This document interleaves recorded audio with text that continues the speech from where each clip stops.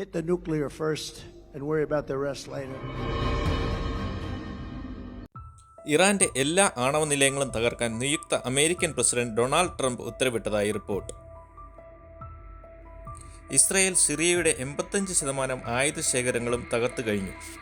സിറിയയുടെ ആകാശം തങ്ങൾക്കായി തുറന്നിട്ടിരിക്കുകയാണെന്ന് IDF പറയുന്നു. ഹിസ്ബുള്ളയുടെ ആയുധശേഷി കുറയ്ക്കാനും സിറിയയിൽ ആയുധശേഖരം തകർക്കാനായതും ഇസ്രായേലിന്റെ ആത്മവിശ്വാസം കൂട്ടിയിട്ടുണ്ട്.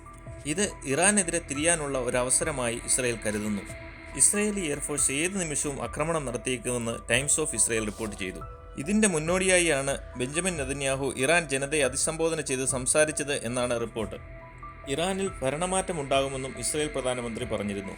അതിനിടയിലാണ് ട്രംപ് ആക്രമണത്തിന് അനുമതി നൽകിയായിട്ടുള്ള റിപ്പോർട്ട് വരുന്നത്. കഴിഞ്ഞ ദിവസം ഇറാനുമായി യുദ്ധമുണ്ടാകുമോ എന്ന മാധ്യമപ്രവർത്തകരുടെ ചോദ്യത്തിന് എന്തും സംഭവിക്കാം എന്നാണ് ട്രംപ് മറുപടി പറഞ്ഞത്. ഇറാന്റെ ആണവശക്തിയാകാനുള്ള ശ്രമത്തെ തകർക്കാനുള്ള ഓപ്ഷനുകൾ ട്രംപ് ആലോചിക്കുകയാണെന്ന് വാൾ സ്ട്രീറ്റ് ജേർണൽ റിപ്പോർട്ട് ചെയ്തു. കഴിഞ്ഞ ദിവസം ട്രംപ് ഇസ്രായേൽ പ്രധാനമന്ത്രിയുമായി ഫോണിൽ ബന്ധപ്പെട്ടെന്നാണ് റിപ്പോർട്ട്. ട്രംപ് ഓഫീസിലെത്തിയാൽ ഇറാനെ തടുക്കാൻ പ്രീഎംപ്റ്റീവ് സ്ട്രൈക്ക് നടത്തിയേക്കാം. ഇറാനെ ദുർബലപ്പെടുത്താനായാൽ മിഡിൽ ഈസ്റ്റിൽ ഇസ്രായേലിന് ഭീഷണികൾ ഉണ്ടാകില്ലെന്നും ഇസ്രായേൽ സൈന്യം അമേരിക്കയെ ഡിപ്പെൻഡ് ചെയ്യുന്ന അവസ്ഥ കുറയ്ക്കാനാകുമെന്നും തങ്ങളും അതിലൂടെ ഫ്രീ ആകുമെന്നും ഡൊണാൾഡ് ട്രംപ് വിശ്വസിക്കുന്നു.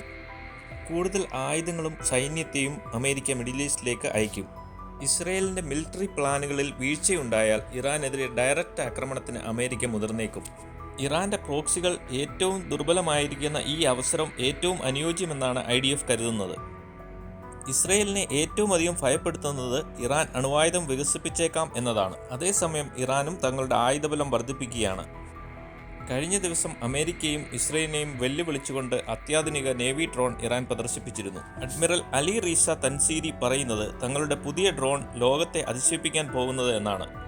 രാജ്യത്തുടനീളം പരീക്ഷണം നടത്തി വരികയാണെന്നും അദ്ദേഹം പറഞ്ഞു. കഴിഞ്ഞ ദിവസം ട്രാൻസ്പോർട്ട് എയർക്രാഫ്റ്റ് ആയ സിമോറോ പരീക്ഷണ പറക്കൽ നടത്തി ഇറാൻ വിജയിപ്പിച്ചിരുന്നു. അതിസങ്കീർണമായ ആയുധങ്ങൾ നിർമ്മിക്കാൻ ഇറാന് ഇന്ന് കഴിവുണ്ടെന്ന് ഇറാൻ ഡിഫൻസ് മിനിസ്റ്റർ പ്രസ് ടിവിയോട് പറഞ്ഞു. അമേരിക്കൻ പിന്തുണയോടെ ഇസ്രായേൽ ഇറാന്റെ ആണവ നിലയങ്ങൾ തകർക്കാൻ ശ്രമിച്ചാൽ ഇറാൻ തിരിച്ചടിക്കുമെന്ന് ഉറപ്പാണ്.